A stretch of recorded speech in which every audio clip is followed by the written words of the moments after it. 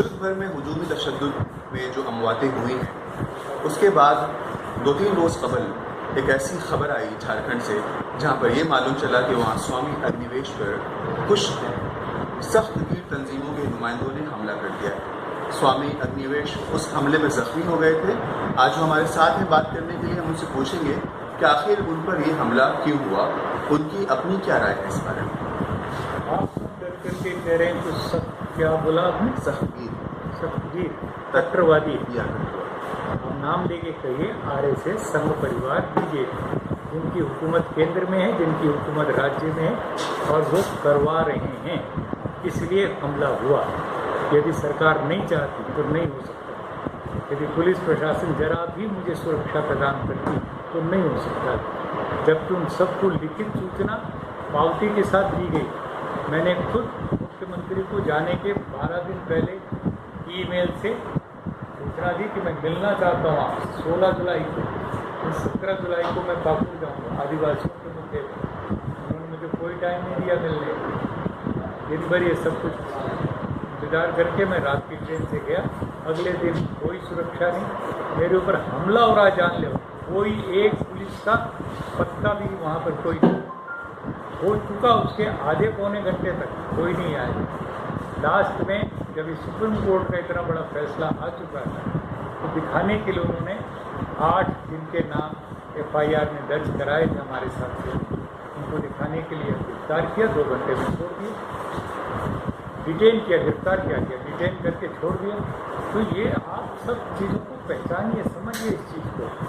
तो इस writing on the wall जिसको कहते हैं अंग्रेजी में, साफ साफ इबारत है कि इस देश में फांसीवाद हो चुका है।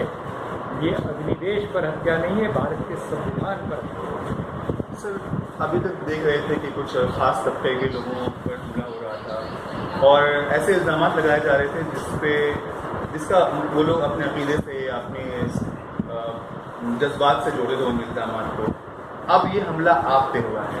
आपको लगता है कि हमला आप पे इसलिए हुआ क्योंकि आप माइनॉरिटीज़ के लिए या दलित ट्राइबल्स के लिए या इनोसेंट लोगों के लिए हम जस्टिस की आवाज़ उठाते हैं? भाई, इसका जवाब मैं पूछना चाहता हूँ। हिंदुस्तान तो मुसलमान और भारत का नागरिक नहीं है। आप उसके मजहब की बिना पर उसकी पहचान बनाएंगे? ये क्या तय? ईसाई नागरिक नहीं है भारत का, दलित नागरिक नहीं है, आदिवासी नागरिक नहीं है। कितने लोग जान से मार डाले गए। अखलाक की हत्या के बाद आज 3 साल से ज़्यादा हो गए। एक हत्यारे का नाम बताओ जिसको सजा मिली है।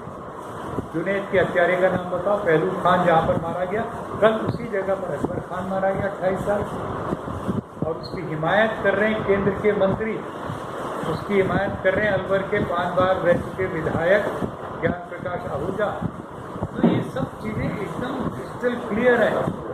और मोदी जी बहुत आराम से मौन शादी में बैठे हैं, उनको कोई फर्क नहीं पड़ रहा। एक ऑर्केस्ट्रा जब बजता है ना, तो उसका वो जो करने वाला होता है मास्टर,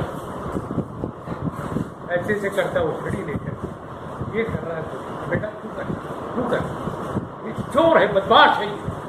सारा गेम मोदी जी खेल रहे हैं। सारा मोदी खेल रहा है। सारा खेल नरेंद्र मोदी, अमित शाह का है।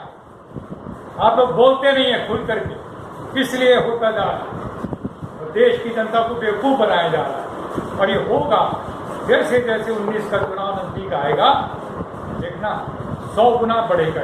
क्यों? उनके पास जनता को बताने के लिए कुछ भी नहीं है। क्या किया इन्होंने 5 साल? अपने घोषणा पत्र को अपने पैरों तले रख दिया। तो ये तो फांसीवाद सिर्फ उठा चुका है।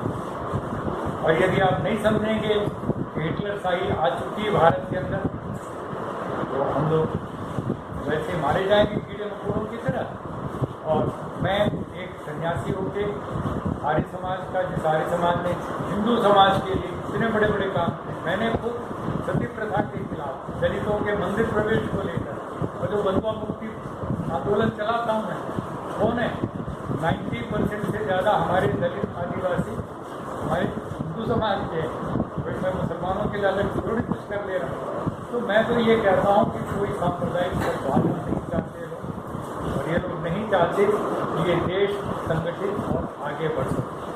सर ये इस तरह के वाक़यात कई सालों से हो रहे हैं, रुकने का नाम नहीं ले रहा है, कुछ भी समस्याएं सॉल्व नहीं हो पा रही, हल नहीं हो पा रहा है। आपको क्या लगता है कि ऐसे वक्त में जो लोग इस तरह के मामलों के खिलाफ हैं उनको क्या करना चाहिए? ऐसे लोगों को क्या सलाह देंगे? देखिए, सुप्रीम कोर्ट चिल्ला के रह गया, साल भर से ज़्यादा हो गए। पहलू खान की हत्या के समय सुप्रीम कोर्ट ने कहा था कि एक नोडल अफसर होना चाहिए हर जिले में, जो डायरेक्टली अंडर DIG होगा।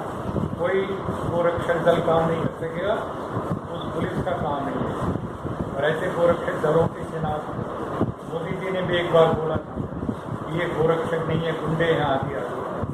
लेकिन रोज के हिसाब से गोरक्षक यहाँ से लेकर के दूर आप चीज़ पर हत्या करते जा रहे हैं, जिसके खिलाफ कोई एक्शन नहीं हो रहा। तो मैं आपसे ये कह रहा हूँ, जवानी जमा खर्च करना, गुंडेबाजी करना, नक्शेबाजी करना, ये इनका एक तरीका है। सुप्रीम कोर्ट का परसों का फैसला, जिस दिन मेरे पर अटैक हुआ उसी दिन का फैसला मैं चैलेंज करके कहता हूँ, सुप्रीम कोर्ट अपने फैसले को लागू करके दिखवा देती है। जैसे कि स्वामी जी कह रहे हैं कि जो भी वाक़यात हुकूमी तशद्दुद के मुल्क में हो रहे हैं उसके लिए बराह रास्त मुल्क के वज़ीर आज़म जिम्मेदार हैं, क्योंकि वो अभी तक खामोशी और चुप्पी बांधे बैठे हैं।